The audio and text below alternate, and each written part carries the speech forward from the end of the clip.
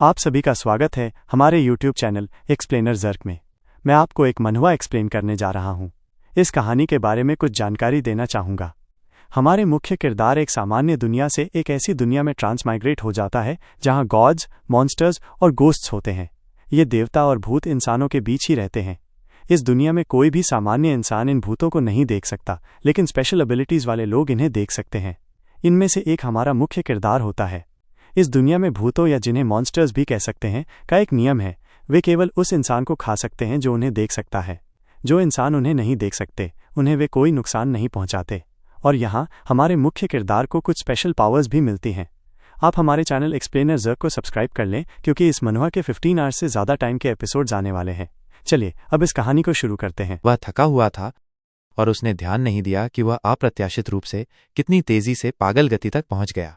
सामने से एक बहुत बड़ा ट्रक आया और दुर्घटना से बचने का कोई रास्ता नहीं था। वह बहुत डर गया था। उसे तुरंत सोचना था कि क्या करना है। उसने खुद को बचाने के लिए स्टीयरिंग व्हील को मोड़ने की कोशिश की। वह ट्रक से बच गया, लेकिन मोड़ पर उसकी कार फिसल गई और बाड़ तोड़ दी। उसकी कार सड़क से नीचे उतर गई और स्थिति को नियंत्रित करना असंभव था। उसकी चेतना बंद हो गई, लेकिन उसे कोई दर्द महसूस नहीं हुआ। उसका शरीर पानी में डूब गया था। उसने महसूस किया कि उसे एक महिला ने पकड़ा है, जो उसे एक हाथ से पकड़े हुए थी। वह हेराल्ड की संदेशवाहक थी। वह उसके सामने एक छोटे कीड़े जैसा था, इसलिए उसने उसे उसकी मूर्खता, अंधापन और लालच के लिए एक ही कैद में लौटने का आदेश दिया। उसकी चेतना एक नई दुनिया में चली गई है और अभी उसके सामने कोई अपना प्यार कबूल कर रहा है। उसके सामने एक लड़की खड़ी थी जिसने उसे बताया कि वह उससे नहीं मिल सकती। वे बचपन से दोस्त थे, लेकिन वो समझ नहीं पा रहा था कि क्या हो रहा है और वह कहाँ है। वह बस एक कार में था जो एक भयानक दुर्घटना का शिकार हुई थी, और अब वो उस लड़की के सामने खड़ा है जिससे वो अपना प्यार कबूल कर रहा है।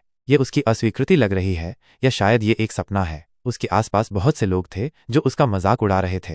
ये कोई भ्रम नहीं था। मुड़कर उसने एक अजीब धुआं देखा जिसने हर व्यक्ति को अपनी चपेट में ले लिया था। लेकिन क्यों कोई प्रतिक्रिया नहीं दे रहा है? उन्हें ये नजर नहीं आ रहा है। वो इस धुएं से नजरें नहीं हटा सका। लड़की उसे किसी तरह जवाब देने के लिए बुला रही थी, लेकिन वह बहुत केंद्रित था। वह बहुत डर गया था और समझ नहीं पा रहा था कि कैसे कार्य करे। धुआं तेजी से उसके पास आने लगा, मानो उसे दूर ले जाना चाहता हो। उसने अपनी सारी चीजें फेंक दीं और बस भागने लगा। लड़की और आसपास के लोग लड़के के व्यवहार से हैरान थे। उसे क्या हुआ था? वो बिना रुके बहुत देर तक दौड़ता रहा, जब तक कि उसकी जेब से उसका बटुआ नहीं गिर गया। फर्श से इस बटुए को उठाते हुए उसे दस्तावेज मिले जिसमें सुई नाम था। ऐसा लगता है कि ये इस शरीर के पिछले मालिक का नाम है। जब वो दस्तावेज देख रहा था तो उसके सिर में एक आवाज ने उसे फिर से डरा दिया, क्योंकि वो समझ नहीं पा रहा था कि कौन बोल रहा था। ऐसा लगता है कि उसके विचार सच थे। कार दुर्घटना ने न केवल उसे फिर से जीवन दिया, बल्कि उसे लॉस एंजल्स भी ले आया, जहां सुई एक हाई स्कूल का छात्र बन गया। स्कूल के पास ये कैसा काला धुआं था, और आसपास के लोग इस पर ध्यान क्यों नहीं दे रहे थे? किसी भी मामले में भागना सही निर्णय था। वो अब नहीं भागा और बस शांति से शहर में घूमने लगा, जहां अभी तक काफी सुरक्षित था। अचानक जब उसने दर्पण में अपनी परछाई देखी तो सुई ने 2 आत्माएं देखीं। आत्माएं इस बात से कम हैरान नहीं थीं कि उसने उन्हें देखा था, और उनकी कोई अच्छी योजना नहीं थी।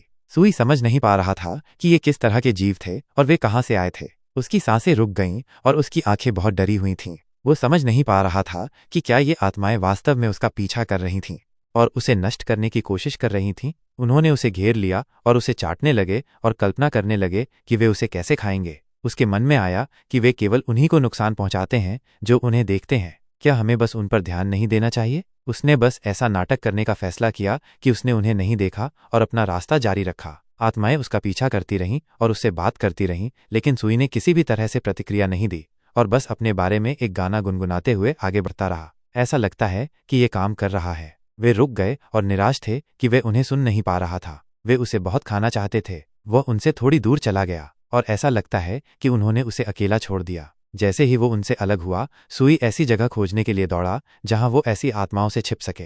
इसलिए उसने इस शरीर के निवास स्थान पर जाने का फैसला किया, और जब तक उसे ये नहीं पता चल जाता कि आगे क्या करना है, तब तक वहीं रहने का फैसला किया। वो अपने दस्तावेजों में दिए गए पते पर आया। ऐसा लगता है कि ये वही घर है जिसे वो ढूंढ रहा था। सुई अंदर गया और कपड़े उतारने लगा। उसे एक पल के लिए सुरक्षित महसूस हुआ। वो होश में भी नहीं आ पाया था कि कमरे से एक तेज आवाज आई। ऐसा लगता था कि ये उसकी माँ थी, लेकिन इस शरीर में माँ नहीं है। उसने अपना सिर उठाया और जम गया। उसके सामने एक विशाल आत्मा खड़ी थी, जिसे यकीन था कि सुई उन्हें सुन और देख सकता था। क्या ये आत्मा वही है जो उसने सड़क पर देखी थी? क्या वे यहाँ भी रहते हैं? उसने उसी तरह से कार्य करने का फैसला किया और बस ध्यान न देने का नाटक किया, जैसे उसने कुछ भी नहीं देखा। राक्षस उससे बात करता रहा और उसके कान में तरह तरह के शब्द फुसफुसाता रहा। वो चीखने से खुद को मुश्किल से रोक पाया। इस शरीर के माता पिता भी भूत हैं और जीवित रहने के लिए उसे ऐसा नाटक करना होगा कि वह उन्हें देखता और सुनता नहीं है। ये बहुत मुश्किल होगा। सुई ने ध्यान न देने और सीधे अपने कमरे में जाने की कोशिश की, लेकिन राक्षस उसका पीछा करते रहे और उससे पूछते रहे कि वो उनसे बात क्यों नहीं कर रहा था। वो समझ गया कि आत्माएं ऐसे ही नहीं जाएंगी और उसे आराम करना होगा ताकि वे उससे अलग हो जाएं। इसलिए सुई ने अपना पसंदीदा गाना गाना शुरू कर दिया। आखिरकार वो अपने कमरे में पहुंच गया और अब थोड़ा आराम कर सकता है और सांस ले सकता है। वो समझ गया कि वह हमेशा के लिए इसे अनदेखा नहीं कर पाएगा और एक दिन वे उसे नष्ट कर देंगे यदि वह ऐसा ही करता रहा। हमें जल्दी से इस घर से भागना होगा। हम खिड़की से नहीं भाग सकते। हमें कुछ और आविष्कार करना होगा। जबकि सुई भागने का सबसे अच्छा तरीका सोच रहा था, उसने आत्माओं को आपस में बात करते सुना कि उसने निश्चित रूप से उन्हें सुना था और वे उसे खा सकते थे। उन्होंने कमरे का दरवाजा खोला और फिर से जांच करना चाहते थे कि क्या वो उन्हें सुन सकता था। घबराहट ने उसे पकड़ लिया। उसे तुरंत शांत होना था और ये पता लगाना था कि इस घर से कैसे निकलना है। उसने अपने विचारों को इकट्ठा किया और दरवाजा खोला और रसोई में जाने का फैसला किया। जैसे ही दरवाजा खुला, आत्माएं पहले से ही उसका इंतजार कर रही थीं और उम्मीद कर रही थीं कि वो अब उनसे बात करेगा। जब वो रसोई में दाखिल हुआ तो उसने देखा कि मेज पर खाना था जिसे आत्मा ने तैयार किया था। यह उसे खाने के लिए एक परीक्षा थी। उसे बस ध्यान नहीं देना था और वो रेफ्रिजरेटर में गया और वहां से खाना निकाला। फिर वो मेज पर बैठ गया और शांति से खाने लगा, जबकि आत्माएं बात कर रही थीं और उसके ऊपर उड़ रही थीं। उन्हें यकीन था कि वो उन्हें देख रहा था। एक आत्मा ने तो उसे डराने का भी फैसला किया ताकि वो कम से कम उन पर कुछ ध्यान दे, लेकिन सुई शांत था और उनकी उत्तेजनाओं के आगे नहीं झुका। आखिरकार वे शांत हो गए और जाहिर तौर पर उसे अकेला छोड़ दिया। सुई ने सोचा कि अगर वो जीवित रहना चाहता है तो वो हर बार घर लौटने पर उन पर ध्यान नहीं दे सकता। उसने अपना दोपहर का भोजन समाप्त कर लिया और अब घर से निकलने का मौका था। सुई ने अपनी जैकेट ली और बाहर जाने लगा। जब वो पहले से ही सड़क पर चल रहा था तो आत्माएं सावधानी से उसका पीछा कर रही थीं और उम्मीद कर रही थीं कि वो मुड़ेगा और उन्हें देखेगा, लेकिन ऐसा नहीं हुआ। घर से कुछ कदम चलने के बाद उसे एहसास हुआ कि ये सबसे खराब आत्माएं नहीं थीं जिन्हें उसने देखा था। वो शाब्दिक रूप से विभिन्न आकारों के राक्षसों से घिरा हुआ था जो किसी भी सेकंड में उसे नष्ट करने के लिए तैयार थे। जल्द ही वो सड़क पर चला और हर कदम पर उसे अलग अलग आत्माएं दिखाई दीं। वे हर जगह थे। वो समझ गया कि उसे उनके साथ रहना होगा जब तक कि उसे ये नहीं पता चल जाता कि अपने पिछले जीवन में कैसे लौटना है। वो शहर की सड़कों से गुजरा और उसे एहसास हुआ कि राहगीरों को आत्माओं के अस्तित्व के बारे में पता भी नहीं था। सुई परीक्षाओं के लिए जल्दी में था, इसलिए उसे बस के लिए थोड़ा दौड़ना पड़ा। वो बस में चढ़ा और ड्राइवर ने तुरंत उसका अभिवादन किया। आखिरकार वो एक सामान्य व्यक्ति से मिला। उसने ड्राइवर से थोड़ी बात करने का फैसला किया और कहा कि उसकी परीक्षाएं जल्द ही शुरू होने वाली हैं, लेकिन तैयारी के लिए समय नहीं था क्योंकि हाल ही में उसके जीवन में बहुत सी भयानक चीजें हुई थीं। लेकिन जब उसने ड्राइवर की आंखों में देखा तो सुई समझ गया कि ये एक और राक्षस था जो बस उसे खाने के अवसर का इंतजार कर रहा था। इस ड्राइवर का सिर बस फटा हुआ लग रहा था और वो सुई से प्रतिक्रिया का इंतजार कर रहा था ताकि हमला कर सके।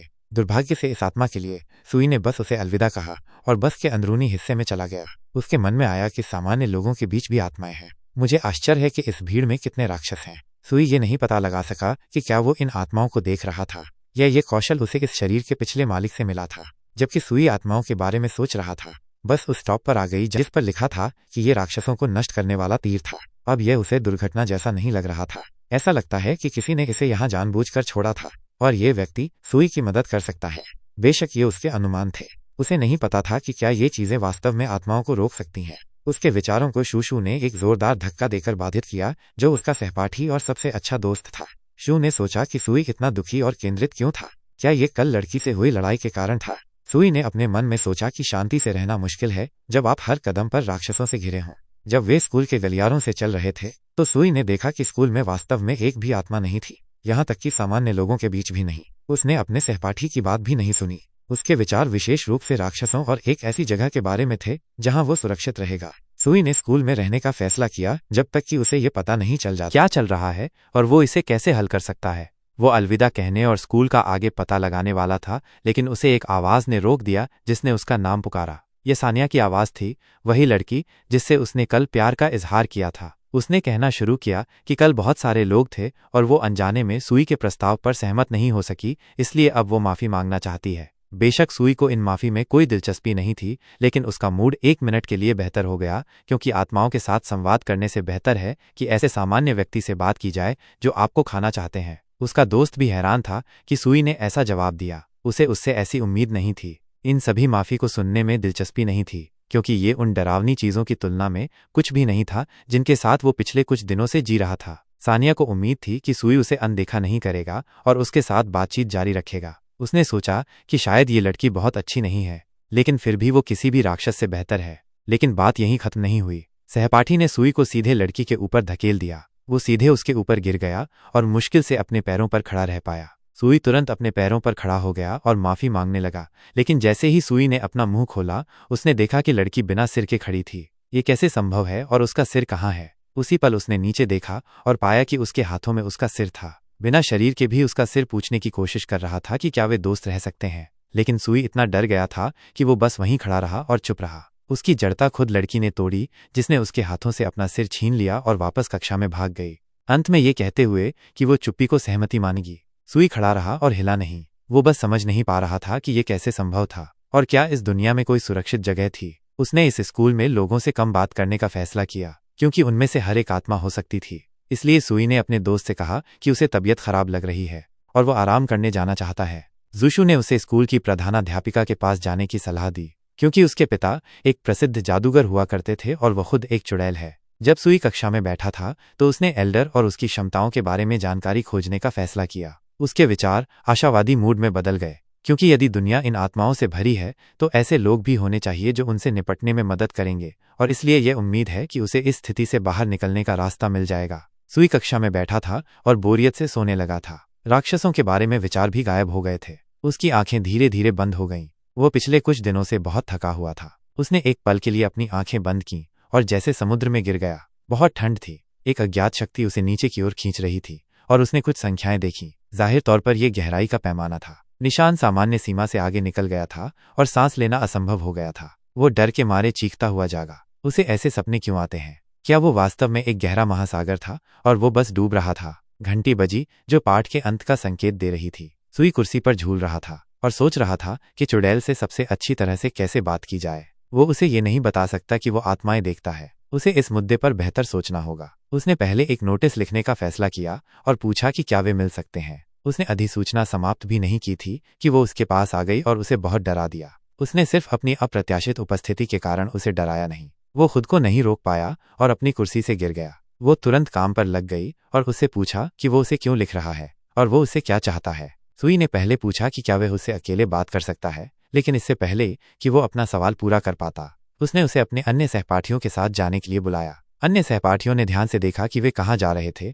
और चर्चा की कि सुई कितना अजीब हो गया था। वे बाहर गए और उसने तुरंत पूछा कि उसे क्या चाहिए। सुई ने कहा कि एक सहपाठी ने उसे एक चुड़ैल के रूप में सलाह दी थी जो उसके शरीर को आत्माओं से शुद्ध कर सकती है, क्योंकि हाल ही में उसे बहुत खराब महसूस हो रहा था और जैसे कोई उसकी गर्दन पर लटका हुआ है। पहले तो वह इस तरह के अनुरोध से हैरान थी, लेकिन फिर भी सहमत हो गई। फिर उसने ध्यान से उसे देखा और बताया कि एक भयानक राक्षस उस पर बैठा था, जिसके कारण उसे इतना बुरा लग रहा था। तुरंत बाद उसने उसे शांत किया और पाठ खत्म होने तक इंतजार करने के लिए कहा और वो खुशी खुशी उसकी मदद करेगी। सुई हैरान था कि क्या वो भी आत्माओं को वैसे ही देख सकती थी जैसे वो। आखिरकार सुई खुश था कि वो इस पागल दुनिया में अकेला नहीं था जो आत्माओं को देख सकता था, और अब उसके पास एक ऐसा व्यक्ति था जो न केवल देख सकता था बल्कि उन्हें दूर भी कर सकता था। वो मुड़ी और उससे कहा कि ये सेवा मुफ्त नहीं है और इसके लिए पैसे लगेंगे। जब वो कक्षा में लौटी तो उसने उसे याद दिलाया कि पाठ के बाद भुगतान करने के लिए अपना मोबाइल फोन और पैसे साथ ले जाना न भूलें। वे स्कूल के गोदाम के पास मिले। सुई हैरान था कि उसने इस विशेष स्थान को क्यों चुना। क्या इतना अगोचर होना जरूरी है? उसने समझाया कि किसी को भी उसे नहीं देखना चाहिए, खासकर स्कूल के निदेशक को, क्योंकि वो तुरंत कहेंगे कि वो अनौपचारिक रूप से काम करती है और उसे दंडित करेंगे। सुई पूरी तरह से समझ नहीं पाया कि इसका मतलब अनौपचारिक रूप से काम न करना क्या है। फिर उसने उससे इस सेवा के लिए पहले भुगतान करने के लिए कहा। एक दोस्त के लिए उसे $88 का खर्च आएगा। क्या चुड़ैलें पैसे के बारे में सोचती हैं? ऐसा लग रहा था कि वे सभी भगवान के लिए काम करते हैं और पैसे में दिलचस्पी नहीं रखते। सुई को उसकी क्षमताओं पर संदेह होने लगा था और अब वो धोखे की देवी या उसकी सेवा करने वाली की तरह लग रही थी। स्कूल के गोदाम के दरवाजे खुले और वे अंदर चले गए।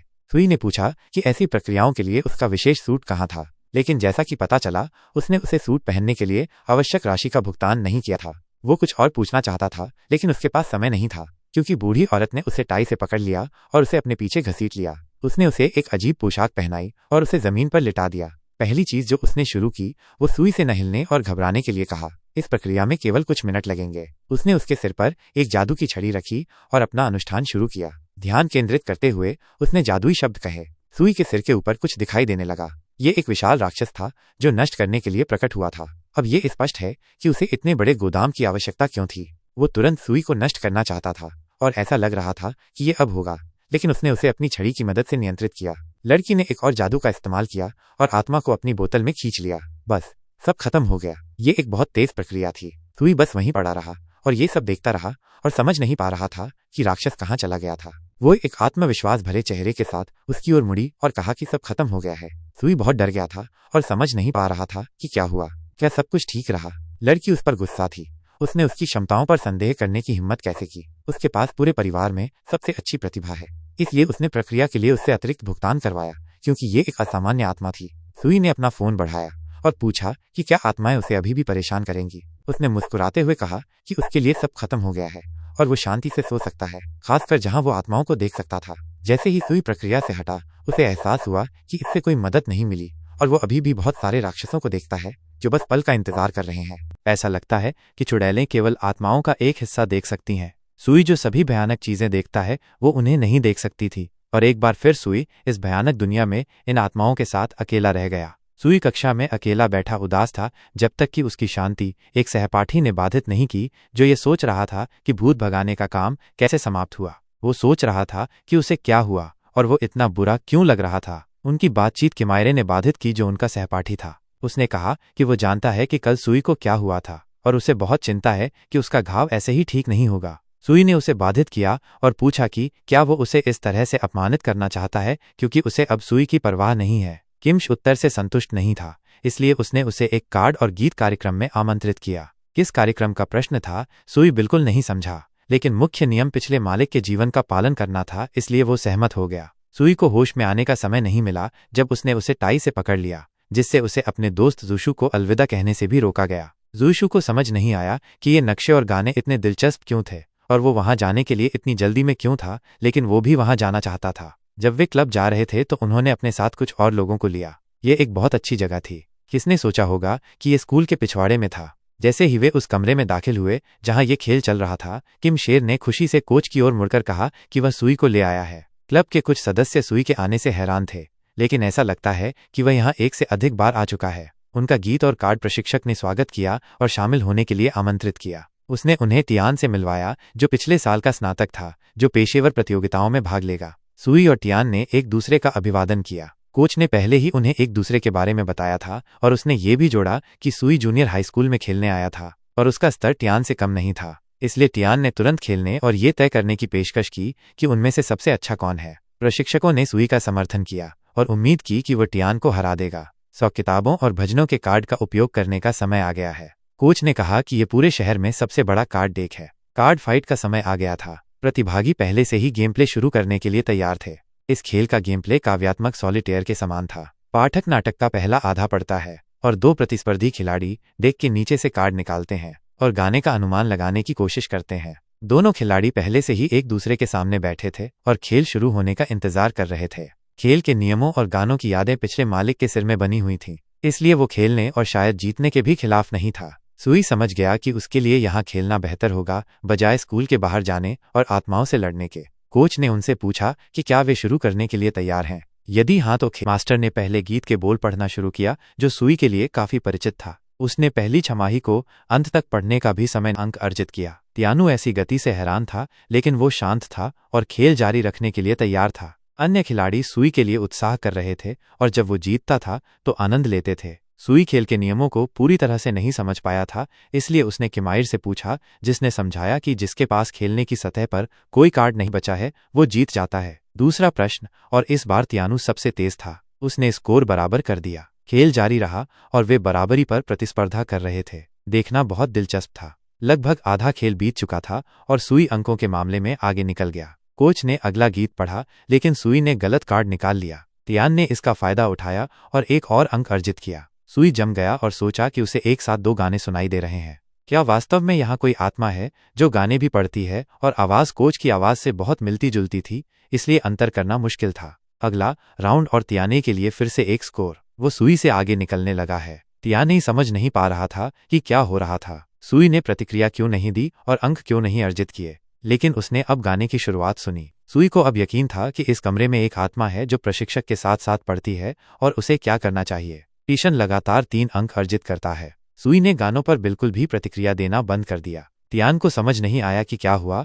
सुई कार्ड लेने और खेलने से डरता हुआ लग रहा था। सुई ने ध्यान से आवाज़ सुनी और महसूस किया कि वे एक ही बात कह रहे थे और कोच की आवाज़ आत्माओं के समान थी और वे दोनों सुई के पीछे से आ रहे थे। सुई खेल जारी नहीं रख सका। वो सिर्फ आवाज़ों में अंतर नहीं कर सका, इसलिए वो कार्ड नहीं ले सका। दर्शक सुई के खेल से हैरान थे। उसे क्या हुआ? यदि सुई कार्ड नहीं लेता है तो वह हार जाता है, लेकिन यदि वह लेता है और अनुमान नहीं लगाता है तो आत्मा समझ जाएगी कि वह उसे सुनता है और तुरंत उसे नष्ट कर देगी। उसने आत्मा को ये कहते हुए सुना कि उसने उसे सुना, इसलिए उसे तुरंत कुछ सोचना पड़ा, क्योंकि राक्षस उस पर और भी अधिक संदेह करना शुरू कर देगा। उसने फैसला किया कि अगले राउंड के बाद वो जोखिम उठाएगा जब तियान जीत जाएगा और चारों ओर देखेगा। कोच ने अगला गीत पढ़ा। तियानु फिर से जीत गया और ये सुई के लिए एक बड़ा मौका था और उसने इसका इस्तेमाल किया। उसने प्रशिक्षक को देखा और उसके बगल में एक विशाल राक्षस था जो सीधे उसकी आंखों में देख रहा था। राक्षस और भी बड़ा हो गया और उसकी खुशी की कोई सीमा नहीं थी। वो पहले से ही निश्चित रूप से जानता था कि सुई ने उसे सुना था। आत्मा ने सुई पर हमला करना शुरू कर दिया और उसे खाने ही वाला था, लेकिन सुई ने नियंत्रित किया और शांत व्यवहार किया जैसे कुछ भी नहीं हो रहा था। सुई ने अपना सिर घुमाया और देखा कि टिशन वाई वास्तव में तेज है और उसे हराना मुश्किल होगा।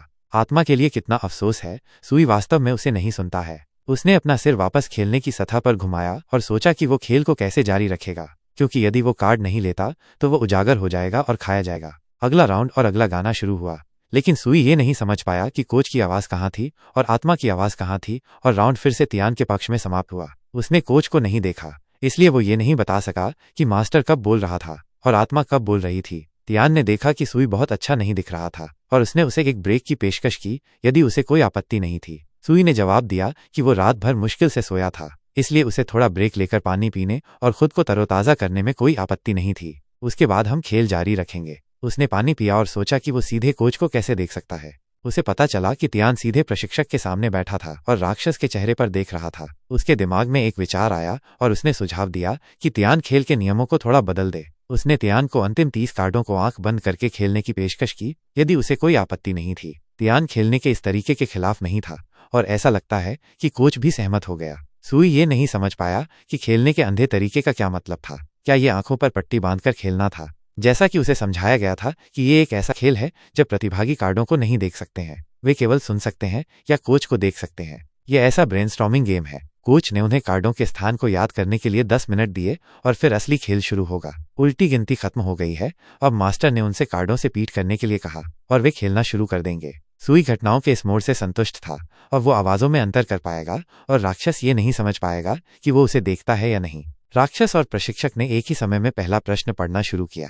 सुई तुरंत खेलने की सतह से वांछित कार्ड उठाता है। एक और राउंड और फिर से सुई ने अपने लिए 1 अंक अर्जित किया। अब वो कोच और राक्षस के होठों के बीच अंतर कर सकता है। आखिरकार वो खेल में वापस आ गया है। उसने एक के बाद एक राउंड जीता और खुद से खुश था, क्योंकि अब उसके पास आत्मा से छुटकारा पाने का मौका है। दर्शक हैरान थे कि अंधे तरीके में सुई कितना मजबूत था। उसके खेल का स्तर आश्चर्यजनक था, लेकिन हर कोई ये नहीं समझ पाया कि इस खेल में उसका प्रतिद्वंद्वी तियान नहीं, बल्कि कोच के पीछे एक विशाल राक्षस था। कोच ने घोषणा की कि अब आखिरी प्रश्न होगा। सुई ने खुद को तैयार किया। उसे जीत की पहले से कहीं ज्यादा जरूरत थी। जैसे ही मास्टर ने आखिरी प्रश्न पढ़ा, तियान को मुड़ने का भी समय नहीं मिला, क्योंकि सुई ने सही कार्ड उठाया और इस खेल का विजेता बन गया। वो इस खेल से बहुत थक गया था। ये बहुत मुश्किल था, लेकिन वो सफल रहा और खेल खत्म हो गया। तियान ने सुई को श्रद्धांजलि दी। उसे इतने समय से इतने गंभीर रूप से नहीं खेला था। वो वास्तव में एक मजबूत खिलाड़ी था। यहाँ तक कि उसके सबसे अच्छे दोस्त ने भी कहा कि उसका स्तर बुरा नहीं था, हालांकि वो इसके बारे में कुछ भी नहीं समझता था। उन्होंने हाथ मिलाया और एक और मुलाकात और एक और खेल का इंतजार करेंगे। सभी दर्शक सुई के खेलने और उसके आखिरी खेलने के तरीके से चकित थे। सुई ने देखा कि खेल के बाद कोच की आत्मा धीरे धीरे गायब होने लगी। क्या वो वास्तव में अपना रूप बदल रहा है? उसने कोच को देखा जो अपने छात्र से खुश था, और पृष्ठभूमि में उसने अब एक डरावना राक्षस नहीं बल्कि चश्मे वाला एक बूढ़ा आदमी देखा। इस आदमी ने कुछ अस्पष्ट शब्द कहे और गायब हो गया। सुई खेल के कमरे में अकेला रह गया और उस किताब को देखा जिसे आत्मा ने पीछे छोड़ दिया था। यह आत्मा अन्य राक्षसों की तरह नहीं थी। गायब होने से पहले उसने ये किताब छोड़ दी। शायद उसे ये खेल बहुत पसंद था, शायद मैंने उसे इस भयानक दुनिया से बचाया। सुई ने सोचा कि उसे इस दुनिया में कितना कुछ नहीं पता था और उसे कितना कुछ सीखने की जरूरत थी, और उसी समय उसने आत्मा द्वारा छोड़ी गई किताब पर अपना हाथ रखा और वो चमकने लगी। उसने अपना सिर पकड़ लिया क्योंकि उसे बहुत दर्द होने लगा था। इस किताब को क्या हुआ? ऐसा लगता है कि यह खत्म हो गया है, लेकिन ये क्या था? उसे पता चला कि ये यूं ही नहीं था। जब उसने अपनी आंखें बंद की तो उसने एक पारदर्शी दुनिया देखी। लेकिन ये कैसे संभव है? उसने सबसे पहले क्लब की दीवार देखी जहां वे खेल रहे थे। फिर उसे एहसास हुआ कि उसकी आंखें बंद होने पर वो क्लब के आसपास उसकी दीवारों, यार्ड, छत को देख सकता था।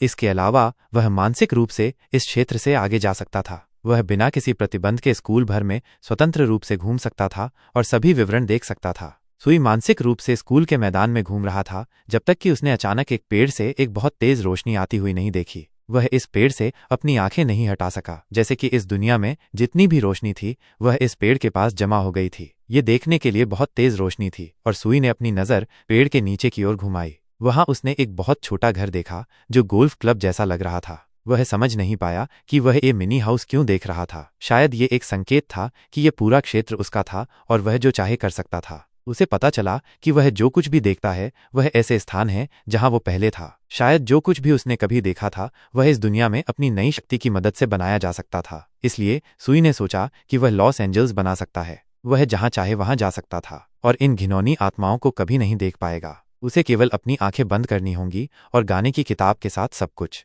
वो पूरे शहर में घूम सकता था, उसे बस अपनी आंखें बंद करनी थी। लेकिन सुई ने अभी तक इस कौशल में पूरी तरह महारत हासिल नहीं की थी। उसे और अभ्यास की जरूरत थी। वो अपनी आंखें बंद करके सड़क पर चल रहा था और उसे अब इन भयानक राक्षसों को देखने की जरूरत नहीं थी। वो पिछले कुछ दिनों से ठीक और शांत रहा था। जहां तक उसे समझ में आया, रेखाओं से बनी इस दुनिया में सामान्य लोग भूरे रंग के थे और काली परछाइयां आत्माएं थीं। पूरे शहर को घूमना और उसे अपने दिमाग में बनाना था। वैसे भी वो शहर के कई हिस्सों में नहीं गया था। ये एक बहुत बड़ा प्रोजेक्ट था। वो स्कूल के बाहर निकला। उसे घर जाकर सब कुछ तैयार करना और योजना बनानी थी कि कैसे काम करना है। वो स्कूल से ज्यादा दूर नहीं जा पाया था जब उसने एक विशाल आत्मा को एक और राक्षस को खाते हुए देखा। क्या आत्माएं एक दूसरे को खा सकती हैं? आत्मा ने उसे देखा और तुरंत उससे बात करने लगी। सुई को जल्दी से भागना पड़ा ताकि ज्यादा ध्यान आकर्षित न हो, क्योंकि यह राक्षस बहुत बड़ा था। अगर वो एक बार भी सामने आ गया तो उसका भी वही हश्र होगा जो अभी अभी खाए गए राक्षस का हुआ है। सुची शांतिपूर्ण जीवन जीना चाहता था और इसके लिए वो हर संभव कोशिश करेगा। वो घर आया और उसे याद आया कि 2 और राक्षस उसका इंतजार कर रहे हैं जिन पर प्रतिक्रिया नहीं करनी है। सुची घर में घुसा और तुरंत जम्हाई लेने लगा, जैसे कि वो बहुत थक गया हो और सोना चाहता हो। इसलिए वो पहली आत्मा को बाईपास करना चाहता था जो पहले से ही प्रवेश द्वार पर उसका इंतजार कर रही थी। वो सीढ़ियों पर चढ़ा और राक्षस ने उसके पीछे कुछ कहा, लेकिन मुख्य नियम था प्रतिक्रिया न करना। सुची ने अपने कमरे का दरवाजा खोला और तुरंत बिस्तर पर बैठ गया। आखिरकार वो अपनी पुनर्जन्म के बाद थोड़ा आराम कर पाएगा। उसने बहुत सी असामान्य चीजें अनुभव की थीं। ऐसा लगता था कि इस दुनिया में बहुत सारी आत्माएं थीं जो बस उसकी गलती करने का इंतजार कर रही थीं। वो जानता था कि इनमें से अधिकांश राक्षस बस सड़कों पर घूमते हैं, उनमें कोई बुद्धि नहीं होती है, उनमें केवल सहज प्रवृत्ति होती है। और कुछ आत्माएं हैं जो आम लोगों के बीच छिपी होती हैं। उदाहरण के लिए शियाई, वो एक साधारण लड़की जैसी दिखती है। वे मानवीय जीवन जी सकती हैं, हालांकि वे बिल्कुल भी इंसान नहीं हैं। हालांकि उसे ये नहीं पता था कि वे यहाँ किस उद्देश्य से हैं। उसे उन तक पहुँचने का कोई रास्ता नहीं मिलेगा। ऐसे राक्षस भी थे जो केवल जुनूनी विचारों की तरह उभरते रहते थे, लेकिन उसे लगा कि उनसे छुटकारा पाने का एक तरीका है। एक आत्मा ने उसके दरवाजे पर दस्तक दी और पूछा कि क्या सुई के पास कोई गंदी चीजें हैं ताकि वे उन्हें धो सकें। उसने सोचा कि वे माता पिता जैसा व्यवहार कर रहे थे, लेकिन वे बस असली लोगों के कुछ कार्यों की नकल कर रहे थे। सुची को चिंता थी कि एक दिन वह इस जाल में फंस सकता है और वे उसे बेनकाब कर देंगे। और आखिरी लेकिन बहुत महत्वपूर्ण बात यह है कि वह जानता था कि आत्मा चाहे कुछ भी हो, वे सभी न केवल लोगों को बल्कि एक दूसरे को भी खा सकते हैं। उसे स्नान करना और थोड़ा आराम करना था, क्योंकि लगातार आत्माओं को देखना बहुत खतरनाक था और ये हर समय खाए जाने का खतरा था। उदाहरण के लिए, यह राक्षस सुई के पुनर्जन्म के पहले दिन से ही यहाँ बैठा है। एक दिन वो समझ सकता है कि वो उसे देख रहा है और ये आत्मा अब इतनी शांत नहीं रहेगी। उसे इस बात से परेशानी थी कि वो अपनी बड़ी बहन से ज्यादा आत्माएं देख सकता है। शायद हर व्यक्ति की रैंक होती है और रैंक जितनी ऊंची होती है, व्यक्ति उतनी ही अधिक आत्माएं देख सकता है। तब सुची की रैंक उसकी बहन से ऊंची है, लेकिन केवल वही लोग सुरक्षित थे जो राक्षसों को बिल्कुल नहीं देखते थे। रात हो गई और जल्द ही वो एक कठिन दिन से आराम करने के लिए बिस्तर पर चला गया। वो सोते समय बहुत हिल रहा था। वो क्या सपना देख रहा था? अपने सपने में वह फिर से ठंडे महासागर में डूब रहा था। इस बार ये बहुत गहरा था, सांस लेना लगभग असंभव था। वो इस गोता को नियंत्रित नहीं कर पा रहा था। उसकी गहराई 1000 मीटर से अधिक हो गई थी जब उसने एक छोटा सा घर देखा जो उसने चमकीले पेड़ के पास देखा था। उसके करीब तैरने पर यह वास्तव में स्कूल के मैदान में पेड़ के नीचे वाले जैसा ही था। सुई ने अपनी सांस रोकी। इस घर का क्या करेगा? उसने इसे अपने हाथों में लेने की कोशिश की, लेकिन वह ऐसा नहीं कर सका। घर उससे भागता हुआ लग रहा था। उसका हाथ लगभग इस घर तक पहुंच गया। क्या वो इसे अभी भी पकड़ेगा? लेकिन ऐसा नहीं हुआ। छोटा घर सुई के हाथों में आए बिना ही ऊपर चला गया। शैक्षणिक भवन में जहां सुई ठहरा हुआ था, एक वस्तु थी जो बहुत चमकीली चमक रही थी। गश्ती पुलिस उसकी जांच करने आई। एक गार्ड स्कूल के मैदान की जांच कर रहा था और सब कुछ सामान्य था जब तक कि वो उसी पेड़ तक नहीं आया। पेड़ के नीचे ये घर खड़ा था जिसे केवल सुई ही देख सकता था। ये गार्ड की लालटेन से भी ज्यादा चमकीला चमक रहा था। वो ये जांचने आया कि ये किस तरह की चमकीली रोशनी थी। ये कहीं गायब नहीं हो सकता था। उसने बस देखा कि एक छोटा सा घर था। गार्ड कुछ देर तक वहां खड़ा रहा और उसे यकीन था कि उसने वहां एक छोटा सा घर देखा था जो बहुत चमकीला चमक रहा था। पिछली रात वह कहाँ गायब हो गया था? सूची को फिर से अथाह सागर का एक और सपना आया। यह भयानक था। यह सपना उसे बहुत बार आने लगा था। इसका क्या मतलब हो सकता है? उसे अभी भी वो छोटा मंदिर दिखाई दिया। फिर से यह स्कूल के मैदान में पेड़ के पास वाले जैसा ही था। मंदिर बस उसके हाथों में तैर गया और फिर उसने अपना मन बदल लिया और ऊपर की ओर बह गया। यह बहुत अजीब था। इस घर का क्या मतलब हो सकता है? ये सभी प्रश्न सूची को बहुत परेशान कर रहे थे। वो जल्द से जल्द पूरे शहर को अपने दिमाग में बनाना चाहता था। उसने तुरंत शुरू करने का फैसला किया और अभी शहर का पता लगाना शुरू कर दिया। सुई समझ गया कि यह बहुत मुश्किल होगा। सबसे अधिक संभावना है कि इसमें एक दिन से अधिक, शायद एक सप्ताह भी लगेगा, क्योंकि आत्माएं लगातार उसका पीछा कर रही थीं और उसे शांति से घूमने नहीं दे रही थीं। आज उसने स्कूल से शुरू करने का फैसला किया। वह पहले ही वहां जा चुका है। यह एक अच्छी शुरुआत होगी। ये सभी सबक उसके लिए बहुत उबाऊ थे और वो बस उन पर सोता रहता था। शूशू ने फिर से उसकी नींद तोड़ी और देखा कि सुई फिर से बहुत थका हुआ और झुर्रीदार लग रहा था। वो हर दिन बदतर लग रहा था। शूशू को बिल्कुल भी यकीन नहीं था कि सूची सो रहा था। उसने ये भी पूछा कि क्या उसने आत्माओं को निकालने के लिए मोइको को ढूंढ लिया है, लेकिन इससे सुई और भी परेशान हो गया क्योंकि इससे उसे कोई फायदा नहीं हुआ और ऊपर से उसने बिना सोचे समझे 100 रुपये खर्च कर दिए। बहुत देर तक सोचे बिना शूशू ने मिको पर चिल्लाना शुरू कर दिया और उससे स्पष्टीकरण मांगा कि वो अपने सहपाठियों से पैसे क्यों ले रही है। उसने समझाया कि यह एक सामान्य कीमत है। उसने एक दोस्त के लिए छूट भी दी है। यह मंदिर के प्रवेश द्वार के सामने पैसे रखने जैसा ही है। वो ये पैसे भगवान के लिए भी इकट्ठा करती है। उनकी बातचीत शियाई ने बीच में ही रोक दी, जो पीछे से आई और मुंह को कसकर गले लगा लिया। मुंह ने उसे धक्का दिया और उसका हेयर पिन सिर से गिर गया। मुंह ने तुरंत माफी मांगी। उसे गले लगाना पसंद नहीं है। शियाओ ज्यादा निराश नहीं थी। ये सुई से बात करने का एक कारण भी था और उसने उससे हेयरपिन उठाने में मदद करने के लिए कहा। वो पूरी तरह से समझ गया कि उसने ये सिर्फ ऐसे ही नहीं पूछा था, बल्कि इसलिए पूछा था ताकि वो अपना रहस्य उजागर कर सके कि वो आत्माएं देखता है, और उसने उसे खा लिया। सुई को याद आया कि मुख्य बात सामान्य व्यवहार करना है, इसलिए निश्चित रूप से वो मदद करने के लिए सहमत हो गया। जैसे ही उसने पिन के लिए हाथ बढ़ाया, वो तुरंत एक आत्मा में बदल गई और उससे बात करने लगी। यह भयानक था। वो अपने सिर को हाथों में पकड़े हुए था और करीब से ये और भी भयानक लग रहा था। इससे पहले कि ये सब होता, उसने दोहराया कि वो उसे खा जाएगी। सुई ने अपना सिर पीछे किया और उससे अगली बार और सावधान रहने को कहा। उसने उसे धन्यवाद दिया और कहा कि वो कितना दयालु था। मुंह को कुछ दिखा और उसने पिन को और करीब से देखने को कहा। क्या वो भी एक आत्मा देखती है? नहीं, उसे बस वह बहुत प्यारा लगा और वो भी वैसा ही चाहती थी। उन्होंने अगली बार एक साथ खरीदारी करने का फैसला किया। स्कूल के मैदान में स्कूल फोटोग्राफरों की एक टीम इकट्ठा हुई जिसमें केवल 3 लोग शामिल थे। उन्होंने अपने विभाग की समस्याओं पर चर्चा की कि अगर वे सर्वश्रेष्ठ फोटो के लिए प्रतियोगिता नहीं जीतते हैं तो उनका विभाग बंद हो जाएगा। सनम, इस विभाग के सदस्यों में से एक, कई घंटों तक पेड़ के पास बैठा रहा और हिला नहीं। वो क्या कर रहा है? अन्य प्रतिभागी उसके पास आए और उससे पूछने लगे कि वो क्या कर रहा है और इतने समय से यहाँ क्यों बैठा है। उसकी आंखों में अविश्वसनीय जुनून था। उसे इस पेड़ के पास कुछ बहुत दिलचस्प मिला था। फोटोग्राफी क्लब का ये सदस्य भी एक आत्मा था, लेकिन कोई इसके बारे में नहीं जान सकता था। उसे यकीन था कि वह एक अद्भुत फोटो लेगा जिसकी मदद से वे प्रतियोगिता जीतेंगे। एक आत्मा के रूप में वो वही छोटा मंदिर देख सकता था जिसका सूची हर रात सपना देखता था, और ये फोटो में वास्तव में सुंदर लग रहा था, खासकर पेड़ की पृष्ठभूमि के खिलाफ। अन्य प्रतिभागी उसे नहीं समझ पाए। वो सिर्फ एक पेड़ की तस्वीर क्यों ले रहा है? क्या ये वास्तव में उसके लिए इतनी सुंदरता है? वो मुस्कुरा रहा था और उसे यकीन था कि वह अपने विभाग का नायक बनेगा, क्योंकि उसका छोटा मंदिर बहुत अच्छा लग रहा है। फोटोग्राफी विभाग का प्रमुख बैठकर आज ली गई तस्वीरों को पोस्ट कर रहा था। हालांकि उसे सनम द्वारा ली गई फोटो की सुंदरता समझ में नहीं आई, उसने इसे वैसे भी पोस्ट कर दिया। कुछ मिनटों बाद कई तस्वीरें पहले ही उनके सोशल नेटवर्क पेज पर थीं और उनमें से लोग उसी मंदिर को देख सकते थे। कुछ लोग जो आत्मा थे वे इस तस्वीर को देख सकते थे और इसकी प्रशंसा कर सकते थे। ये बाकी तस्वीरों से वास्तव में अलग थी। लोग इन तस्वीरों को सोशल नेटवर्क पर एक दूसरे को भेज रहे थे और उनमें से कुछ को यकीन था कि जो कोई भी इस मंदिर को देखेगा उसे देवताओं का आशीर्वाद मिलेगा। लेकिन अधिकांश लोगों को यह मंदिर नहीं दिखा। उनके लिए ये पेड़ की जड़ों वाली एक साधारण तस्वीर थी। जिन आत्माओं ने तस्वीर को ध्यान से देखा वे तस्वीर पर एक शिलालेख भी देख सकते थे, भगवान लूडो। यह भगवान लूडो कौन था? स्कूल और उसके पास की सड़कें भी एक गीत की पुस्तक की मदद से बनाई गई थीं। सुई ने फैसला किया कि अगर उसके पास पहले से ही एक क्षमता है तो वो बस बैठकर इंतजार नहीं कर सकता, भले ही उसे जल्द ही वापस जाने का कोई रास्ता न मिले। उसके विचार इस पुस्तक से भरे हुए थे। वो इसकी मदद से कुछ और करना चाहता था।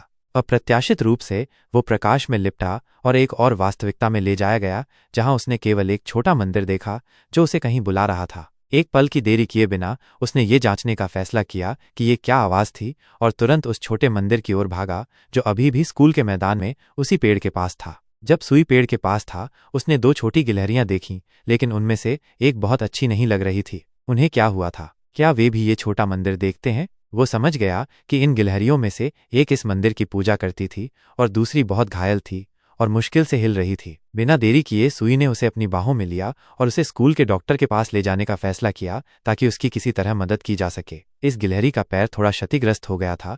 यह उसके स्वास्थ्य के लिए गंभीर नहीं था, इसलिए डॉक्टर ने उसे कुछ दर्द निवारक दिया और उसे घर भेज दिया। उसने सुई को इस गिलहरी के लिए एक शांत जगह ढूंढने का निर्देश दिया ताकि वह आघात से उबर सके, और उसे आश्चर्य हुआ कि सूची जानवरों से इतना प्यार करता था और उसने जवाब दिया कि वो बस गुजर नहीं। जब वे उसी पेड़ पर लौटे जहां छोटा मंदिर खड़ा था, एक और गिलहरी अभी भी उनका इंतजार कर रही थी, जो बहुत चिंतित थी और अपने दोस्त का इंतजार कर रही थी। उसने उसे सावधानी से जमीन पर रखा और दूसरी गिलहरी को शांत करने लगा। उसके साथ सब ठीक हो जाएगा, डॉक्टर ने आश्वासन दिया कि कुछ भी गंभीर नहीं हुआ है, उसे बस थोड़ा आराम करने की जरूरत है। गिलहरी ने तुरंत सूची को उसकी मदद के लिए धन्यवाद देने का फैसला किया। उसने उसे एक शंकु दिया। यह उसके लिए धन्यवाद का एक असामान्य तरीका था। उसने इस शंकु को अपने हाथों में पकड़ा और सोचा कि ये गिलहरी इस मंदिर की पूजा करती है, और उसने ये सुना। यह कैसे संभव है? जब सूची स्कूल लौटा तो उसने स्कूल के गलियारे में एक बहुत तेज हंगामा सुना। लड़कों का एक पूरा झुंड मुंह के पीछे भाग रहा था और उसकी टोकरी में कुछ कागज फेंकना चाहता था। ये टोकरी नोटों के डिब्बे जैसी थी। बेशक झुशु उनमें से था जो सबसे जोर से चिल्ला रहा था और अपना कागज फेंकने के लिए पूरी भीड़ को चीरता हुआ निकला, लेकिन ये काम नहीं आया। उसे उसके अपमानजनक व्यवहार के लिए इस भीड़ ने बस कुचल दिया और ऐसा लगता है कि उसे थोड़ा पीटा भी गया था। सुई उसके पास आया और पूछने लगा कि यहाँ क्या हो रहा है। उसने उसे समझाया कि वे मीको की बहन को ढूंढ रहे थे ताकि ये जांच सकें कि वे प्यार में कितने भाग्यशाली थे। दरअसल मामला इबाना परिवार में था। उसकी बेटी में प्रतिभा, सुंदरता और अच्छा व्यवहार था। वो सभी लड़कों का सपना थी, इसलिए उसे कलन फूल साई कहा जाता था। सुई को समझ नहीं आया कि हर कोई उसे इतना सुंदर क्यों मानता था और उसे देवी क्यों मानता था। झुशु ने कहा कि 6 या 7 लोग उसे ढूंढ रहे थे ताकि वे अपने प्यार और भाग्य का पता लगा सकें, लेकिन कुछ नहीं हुआ। उसने सुई को गले लगाया और उससे विनती की कि वह ये न कहे कि वह अभी भी शिया को पसंद करता है। अप्रत्याशित रूप से फिर से हल्की रोशनी हो गई और सुई को फिर से कुछ आवाजें सुनाई देने लगीं। इस बार ये एक बिल्ली के म्याऊं जैसी थी। सुई को समझ नहीं आया कि उसे क्या हुआ। वो मुड़ा और उस पेड़ की ओर भागने लगा जहां एक छोटा मंदिर था, ये देखने के लिए कि वहां क्या हुआ था। उसने शिशु को अपने पीछे चिल्लाते हुए नहीं सुना, जिसने उसे इंतजार करने के लिए कहा था। वे एक साथ पेड़ पर भागे और छोटे मंदिर के पास एक बिल्ली को देखा जो बहुत भूखी थी और मंदिर से मदद मांग रही थी। उसने बिल्ली को खाना खिलाया और थोड़ा निराश लग रहा था। ये बिल्ली एक घरेलू बिल्ली थी। ये शायद बस खो गई थी और बहुत लंबे समय से भूखी थी। सुई ने एक विज्ञापन लिखने का फैसला किया, शायद कोई मालिक मिल जाए। खुशी को समझ नहीं आया कि वह इस बिल्ली के बारे में इतना चिंतित क्यों था। उसने पहले ऐसा नहीं देखा था। कुसु ने सूची से पूछा कि क्या उसने नवीनतम समाचार देखे हैं और उसे वर्तमान लोकप्रिय लूडो गॉड दिखाया। उसे समझ नहीं आया कि वो क्या कह रहा था और उसने फोन उठाया ये देखने के लिए कि ये कौन था। एक दोस्त ने उसे एक पेड़ दिखाया जहां एक छोटा मंदिर स्थित है और पूछा कि क्या ये हमारे स्कूल के मैदान में लगे पेड़ जैसा दिखता है। सूची तुरंत समझ गया कि ये किस तरह का पेड़ था और कुछ ही लोगों ने मंदिर देखा। उनकी बातचीत एक लड़की ने बाधित कर दी। यह वही साई थी जिसने बिल्ली के बारे में घोषणा देखी थी और उसे देखने आई थी। वे इस बिल्ली के साथ एक ही छेद की तरह थे। वे तुरंत एक दूसरे को पसंद करने लगे। सुई खुश था कि सारी बिल्लियों को इतना पसंद करती है। एक बिल्ली के बच्चे को आश्रय देने का मौका था। झूशू साई से मोहित हो गया और उससे पूछने लगा कि क्या उसे भी उसकी तरह बिल्लियां पसंद हैं। साई ने बताना शुरू किया कि उसे बिल्लियां बहुत पसंद हैं, लेकिन दुर्भाग्य से उसकी मां को एलर्जी है, इसलिए वो इस बिल्ली को अपने घर नहीं ले जा सकती। सुई ने सुझाव दिया कि वे एक साथ कैट कैफे जाएं, जहां वे एक साथ बिल्लियों को पालेंगे। सुई हैरान था कि एक व्यक्ति कितनी जल्दी बदल सकता है, लेकिन ये लड़का पूरी तरह से अलग बातें कह रहा था। लेकिन साई को इन सैर और बिल्लियों में दिलचस्पी नहीं थी, क्योंकि वो भी एक शिकार की तलाश में एक आत्मा थी, इसलिए यीशु उसके लिए उपयुक्त नहीं था। सुई ने सोचा कि स्कूल का फूल साई भी एक खतरनाक आत्मा थी और उसे और भी सावधान रहना चाहिए और किसी भी तरह से आराम नहीं करना चाहिए। रात हो गई और सुई घर लौट आया और आराम करने चला गया। उसे फिर से वही सपना आने लगा जिसमें एक छोटा मंदिर था, केवल इस बार यह मंदिर एक धागे से सुई से जुड़ा हुआ था। उसे ये महसूस हुआ कि ये मंदिर उसका है, उसने इसे बनाया है, इसलिए ये मंदिर उससे बंधा हुआ है। लेकिन इस बार उसका विसर्जन और भी गहरा था। ये महासागर और मंदिर, ये सब क्या मतलब हो सकता है? कई साल पहले आत्माएं और देवता पश्चिमी बेड़े के साथ आए थे। तब कोई उनके अस्तित्व के बारे में नहीं जानता था, लेकिन जितना अधिक हम विकसित होते हैं उतना ही वे हमारे करीब आते हैं। अब वे समुद्र के तल में हैं। ये कहानी एक भिक्षु ने अपने शिष्य को सुनाई, जिसने पूछा कि क्या वे कभी हमारे पास वापस आ सकते हैं। भिक्षु ने उसे जवाब दिया कि वे ऐसा नहीं कर पाएंगे, क्योंकि उन्होंने हमेशा के लिए हमारी दुनिया से संपर्क खो दिया था। जब सूची उठा तो उसने सबसे पहले खिड़की पर जाकर एक अविश्वसनीय तस्वीर देखी। आकाश में एक विशाल पत्थर की आत्मा, जिसे हेलो एंजल कहा जाता था, लटक रही थी। वह तुरंत कपड़े पहनकर बाहर भागा ताकि इस प्राणी को करीब से देख सके। इन प्राणियों से नजरें नहीं हटा पा रहा था, वे बस कहीं से भी प्रकट हुए थे। ये मानवीय समझ से परे था। उसे बस समझ नहीं आया कि वो ऐसी चीज कैसे देख सकता था। वह बहुत हैरान था। ये एक असामान्य आत्मा थी जिसे वह रोज देखने का आदी था। इस बार सपने में गहरे समुद्र में उसने सामान्य से कहीं अधिक देखा, या क्या ये किसी तरह संबंधित हो सकता है? घंटी बजी जो कक्षाओं के अंत का संकेत दे रही थी। सुई ने सूची से पूछा कि वो स्कूल के बाद क्या कर रहा है और क्या वो उसके साथ खरीदारी करने जाना चाहेगा। लेकिन सूची के आज के लिए योजनाएं थीं। वह एक लॉ फर्म में काम करता था जहां सब कुछ बहुत सख्त था। खुशी को समझ नहीं आया कि अगर वो एक दिन काम से चूक जाता है तो क्या होगा। वह वहां 1 साल से अधिक समय से काम कर रहा है, लेकिन सूची ने समझाया कि उसके चाचा डुआन ने उसकी बहुत मदद की और उसे काम पर आने के लिए भी कहा, इसलिए वो एक दिन भी काम से नहीं चूक सकता। वह वास्तव में एक व्यस्त व्यक्ति था, इसलिए वह भागा क्योंकि वो शायद समय पर न पहुंच पाए और उसे जुर्माना देना पड़े। डुआन की लॉ फर्म स्कूल के पास थी, इसलिए सूची मुश्किल से काम पर पहुंचा। ये काम उसके लिए बहुत दिलचस्प नहीं था, लेकिन उसे इसके लिए अच्छे पैसे मिलते थे, इसलिए उसने शिकायत नहीं की। इसके अलावा उसके पास ये सोचने का समय था कि वो और क्या कर सकता है जिससे वो सुरक्षित रह सके। उसे फर्म के एक वकील ने बुलाया और अनुबंध की 3 प्रतियां छापने के लिए कहा, क्योंकि उसे ग्राहक से मिलने की जल्दी थी। सूची ने बिना किसी समस्या के इस काम के लिए सहमति व्यक्त की। शान जन, इस वकील का नाम है, ने कहा कि इन अनुबंधों को छापने के बाद उसकी मेज पर छोड़ दें, वो उन्हें बाद में उठा लेगा। सूची ने अनुबंध का उदाहरण लिया और प्रिंटर पर गया, जहां एक और भयानक आत्मा उसका इंतजार कर रही थी। क्या वे वास्तव में इन राक्षसों को यहाँ वादा कर रहे हैं? जैसे ही आत्मा ने सूची का ध्यान आकर्षित करने की कोशिश की, वो ऐसा नहीं कर पाई। सूची ने उत्तेजनाओं का जवाब नहीं दिया। उसे इस बात में ज्यादा दिलचस्पी थी कि चाचा डुआन के कार्यालय में क्या हो रहा था। वहां से कई आवाजें आ रही थीं। क्या वहां कुछ गंभीर हुआ था? उसके चाचा की वकीलों की टीम वकील बान पर चर्चा कर रही थी, जो बस अविश्वसनीय था। उसके पास एक वकील के रूप में स्वर्ण पदक था और उसने अदालत में कभी कोई मामला नहीं हारा था। अंकल शिन का कार्यालय बान के कार्यालय के सामने था। सूची को समझ नहीं आया कि एक दूसरे को छूना कैसे संभव है। उसके विचारों को एक ग्राहक ने बाधित किया, जो उनके कार्यालय में घुस गया और पूछा कि क्या वो अंदर आ सकता है। सूची ने बेशक उसे अंदर आने दिया और पूछा कि उसका यहाँ क्या उद्देश्य है। ग्राहक ने पूछा कि क्या ये डुइन का कार्यालय है। उसे तुरंत एक वकील की जरूरत है। सूची ने पूछा कि क्या वो पहले से ही उसके सामने स्थित बेटाउन के वकील के पास गया था या उसने उससे सलाह ली थी। जोंगजान, ये ग्राहक का नाम था, ने जवाब दिया कि वो पहले ही वहां जा चुका था और उसे डुइन के वकील के पास भेजा गया था, क्योंकि उसका मामला उसके लिए अधिक उपयुक्त था, इसलिए वह यहाँ था। सूची ने उसे विनम्रता से बैठने और अपने आवश्यक वकील के आने का इंतजार करने के लिए आमंत्रित किया। उसने मन ही मन सोचा कि हर बार जब वे किसी ग्राहक को लेना नहीं चाहते या ग्राहक का मामला निराशाजनक होता है तो वे उसे हमारी लॉ फर्म में भेज देते हैं। सूची को नहीं पता था कि वकील बीन को इस बार ये पसंद नहीं आया, लेकिन कोई बात नहीं, वो वकील को बुलाने चला गया। वो ग्राहक से ज्यादा दूर नहीं जा पाया था कि उसने पूरे कार्यालय में चिल्लाया कि उसे तुरंत एक वकील की जरूरत है। किसी ने उसकी पत्नी का अपहरण कर लिया था और वह मुकदमा करना चाहता था। सूची ने उसे हर तरह से शांत करने की कोशिश की ताकि वो बस चिल्लाना बंद कर दे, क्योंकि ये एक कामकाजी कार्यालय था जहां लोग अपना काम करते थे और जहां चुप्पी की जरूरत थी। वही वकील दुचन, जिसे बेचैन ग्राहक इतनी बेसब्री से देखना चाहता था, उसकी मदद करने के लिए नीचे आया और उसे अपने कार्यालय में ले जाने के लिए कहा ताकि वे वहां सब कुछ पर चर्चा कर सकें। डुइंग ने तुरंत पूरी कहानी मिनट दर मिनट विस्तार से बताने के लिए कहा ताकि कुछ भी छूट न जाए।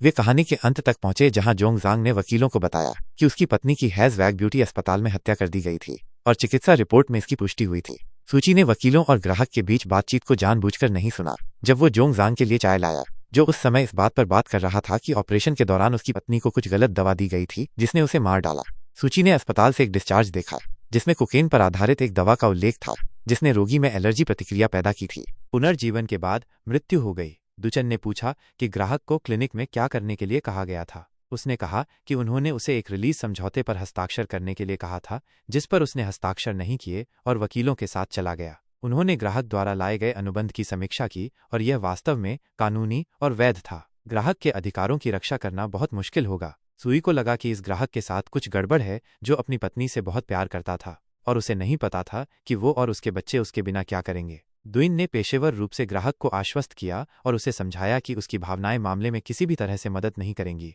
और कुछ बदलने के लिए एक शांत दिमाग होना चाहिए। वकील ने उनकी कमीशन पर ग्राहक के अनुबंध पर हस्ताक्षर करने की पेशकश की ताकि तुरंत काम पर जा सकें, जिस पर ग्राहक निश्चित रूप से सहमत हो गया। ग्राहक के चेहरे पर दिख रहा था कि वो कितना चिंतित था, लेकिन वकीलों के आत्मविश्वास ने उसे आश्वस्त किया और उसने अनुबंध पर हस्ताक्षर किए। कार्य दिवस के अंत के बाद सुई और उसके चाचा इस क्लिनिक में कम से कम कुछ सबूत इकट्ठा करने के लिए गए। वे अकेले थे जो उस व्यक्ति की मदद कर सकते थे जिसने बेईमान डॉक्टरों के कारण जीवन का अर्थ खो दिया था। बेशक व्यक्तिगत मकसद भी थे। उन्होंने मामला जीतने के बाद इस मामले को समाचारों में डालने की योजना बनाई थी, लेकिन सूची इस बात से परेशान था कि बितान ने इतनी आसानी से मामला उन्हें दे दिया था, भले ही इससे उसे बहुत फायदा होता। दुइंग ने सोचा कि शायद इस क्लिनिक के पीछे कोई ऐसा व्यक्ति है जिसे वे छू नहीं सकते, इसलिए अपने साथ आत्मरक्षा उपकरण रखना अनावश्यक नहीं होगा। सूची थोड़ा डर गया, क्या ब्यूटी हॉस्पिटल में ऐसे गैंगस्टर हैं जिनसे सुरक्षा की जरूरत है? दुइंग ने उसे शांत किया, बस अगर वे उन पर हाथ डालते हैं तो वो उन्हें इसका भुगतान करवाएगा।